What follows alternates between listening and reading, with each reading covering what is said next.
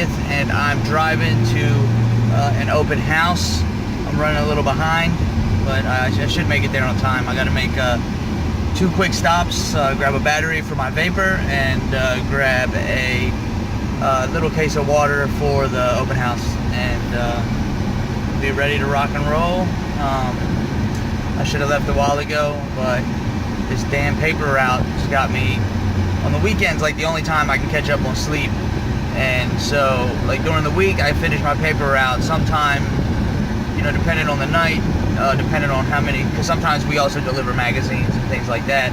So depending on the situation, I might get home at 6 to 6:30. Some days I get home almost 8 o'clock, and you know, sometimes I can catch about another hour of sleep, but usually I just shower, brush my teeth again, and go straight to work.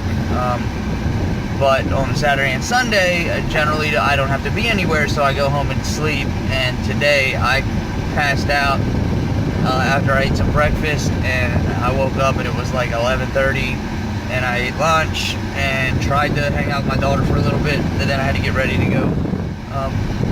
So I'll get better at these. I plan to do 2 a week for a month from now on, until I start getting some really good committed buyers, what we call A buyers, people that have to buy in less than 30 days, 60 days.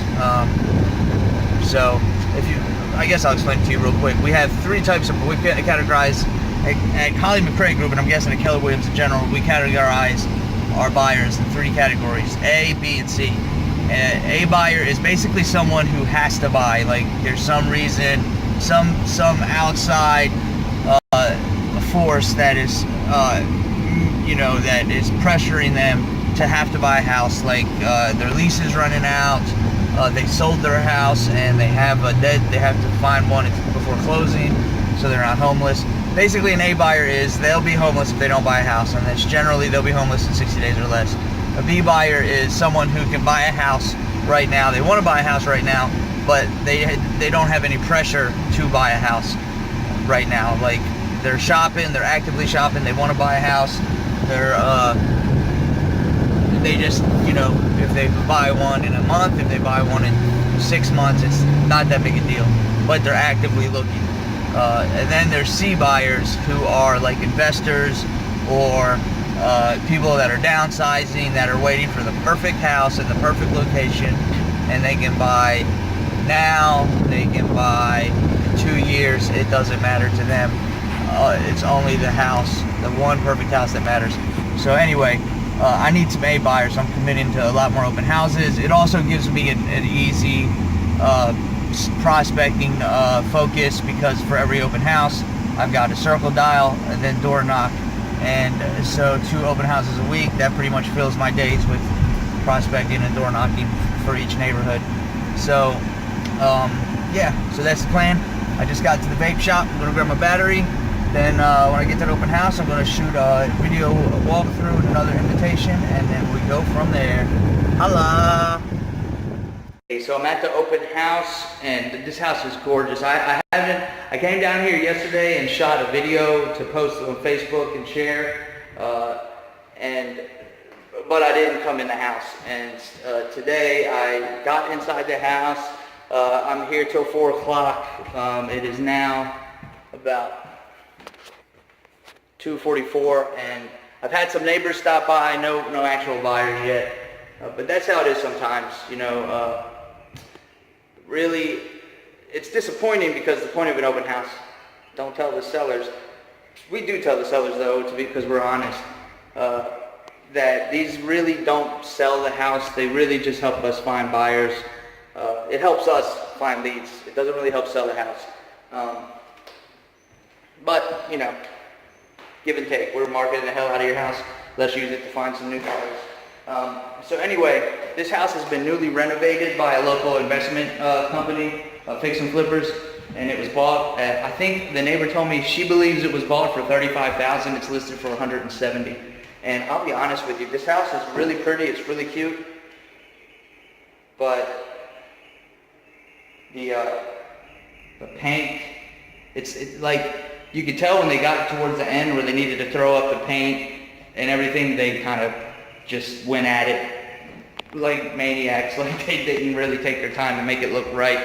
But you know, look at the neighborhood. It's a middle class neighborhood. It's clean. It's a fresh house. It doesn't have to be prestigious.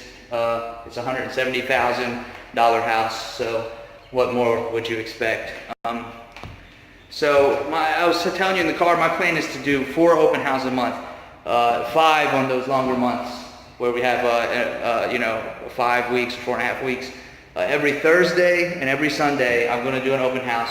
Because, I mean, honestly, guys, I don't want to be away from my family, but they're easy. They give me an excuse to call people without feeling like I'm just asking them for business and they have no idea who I am. Like, I have a legitimate reason to call. Hey, my name's Ben. I'm with the Holly McRae team, blah, blah, blah. We've got a house listed right down the street from you. And the homeowners, Mr. and Miss Chubosky, asked me to give you guys a call and personally invite you to come to the open house and see what the house is like.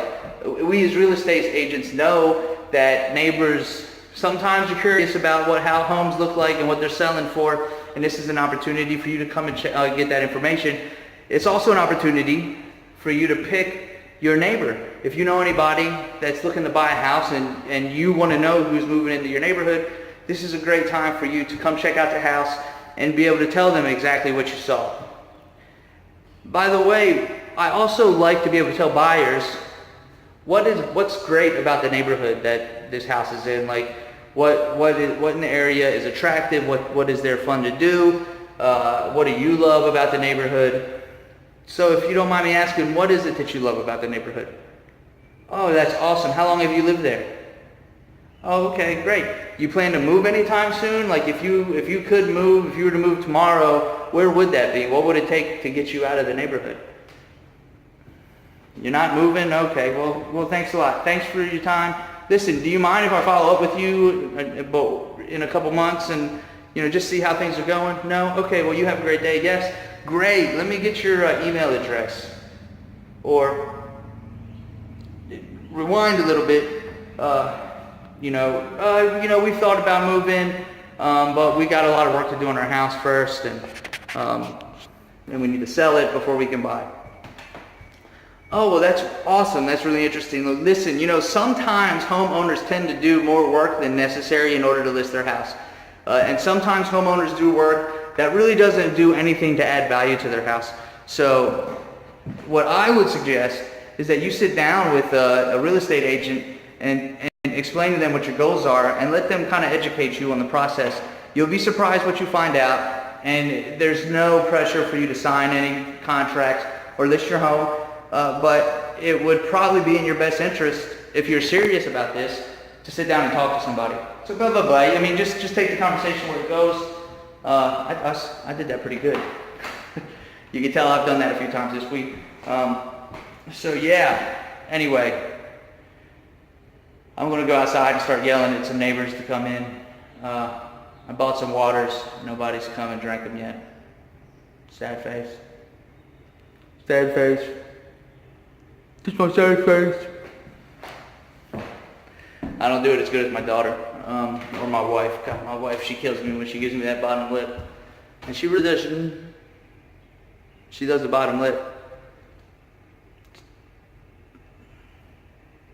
God, I'm such a punk. All right. Well, guys, there's the open house sign. There's all the cars. There's something going on down the street. I might wander down there and find out what it is. What do you think? I'm going to. Just finished the open house. I'm grabbing the directional signs. And we had some foot traffic, mostly 3 neighbors and one buyer. And the buyer, they were nice, but they were in a situation that I have been finding is more and more prevalent with today's buyers. And that is, they want to buy, they plan to buy soon, but for the most part, they're just looking. They have no financing in order, and they don't have any plans to do that until they find the house they like. Now let me tell you why that's wrong. So you're a buyer and you're searching for a house, and you find the house you like. You tell the agent, I love this house, I'm gonna make an offer. Like, okay, well, go talk to, and you're represented by an agent, whatever. So you leave, you go to your agent and you tell them, I found a house I want to write an offer on it. And then they tell you, well, we can write an offer, however, the fact that you don't have your finances in order, basically, scratch that. We can't write an offer because you don't have your finances in order, and any offer you make means nothing without money to back it up. As of right now, you can't buy the house. So it would be unreasonable, unethical, and a waste of time to write an offer. So go get your financing in order, and then we'll write the offer. So you say, okay, that makes sense. You call your lender, and the lender tells you you need a laundry list of things to get your financing in order. You need tax returns. You need a couple years of tax returns, several months of income, proof of income, bank statements, etc. And you need to gather all that up and send it to them. And then they got to run your application. So that's going to take it probably at most 2 days. If it took you a day to gather all that stuff, even if it took you a couple hours and you got your application done that same day, to get it to underwriting is probably going to take at least another day if they're moving fast. So you get that done, you go back to your agent, you say, I want to write that offer, and your agent says, the house already accepted an offer. Right after you left, someone walked in with a pre-approval letter or cash, because both are basically equivalent once you're pre-approved, and made an offer on the spot within a few hours of leaving. They had their financing in order, and they had to back up their offer. Offer was accepted.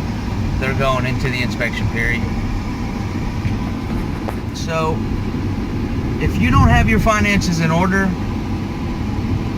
don't start looking for a house. One, you don't know how much house you can afford because you have no idea.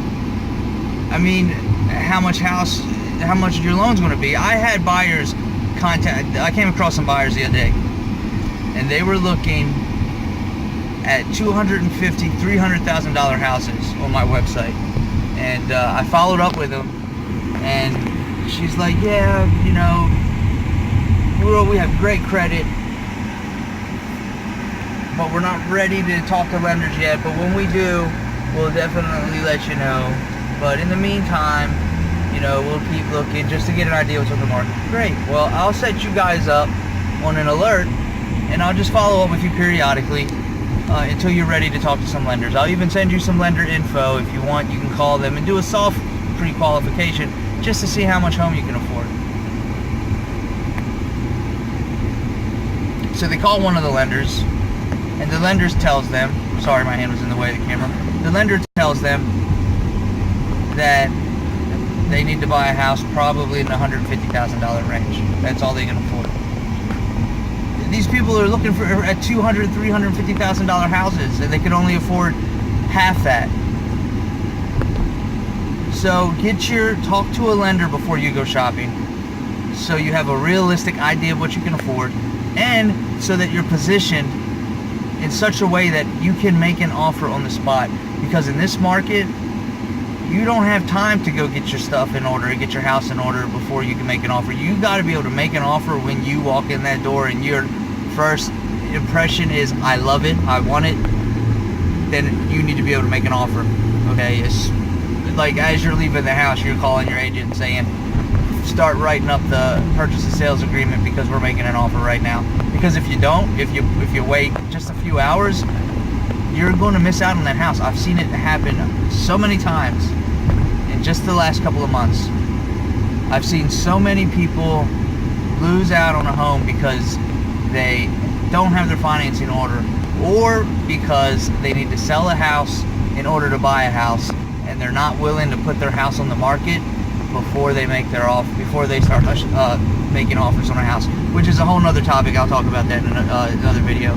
So that's my my buyer tip for the day.